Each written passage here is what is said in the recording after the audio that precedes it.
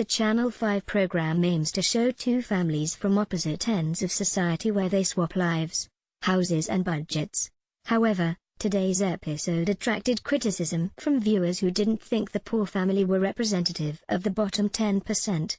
The show saw the Edney family, who had a budget of £168 disposal income a week, swap with the Walkers, who had £1,716 left over to spend in comparison. But viewers thought the smaller budget was a lot compared with some families and took to Twitter to comment. One questioned, "How does having £168 spare every week make you poor? What a load of BS. Some people are lucky to be left with a fiver after paying their bills." #Rich House Poor House. Watching #Rich House Poor House and the poor family only have £168 spare each week after all bills and food have been paid/bought. I must be missing something, cause £168 spare each week seems decent to me. I'll show you a true poor budget, a viewer added. A third stated, "I don't think having £168 a week after bills counts as poor. I'm sorry.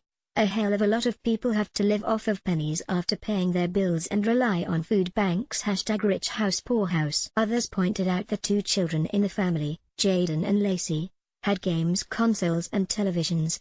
#Rich House Poor House. How have these poor people got so many expensive TVs and games consoles? One questioned. Another added, "Poor kids have their own TVs and game consoles?" #Priorities. #Rich House Poor House. The poor family has Canada Goose jackets, games consoles, TV and Sky.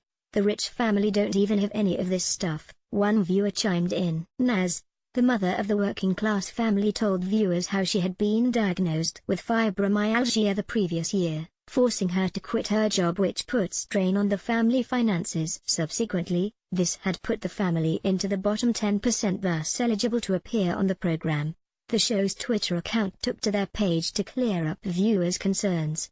They wrote, "Those TVs and games consoles were bought before Naz became ill, i.e. when the family had two incomes and weren't in the bottom 10%. They went on to elaborate in a reply to a viewer who pointed out the Edneys owned their own home. The tweet read, "In previous RHPH episodes, some of the poor house families have been owner-occupiers.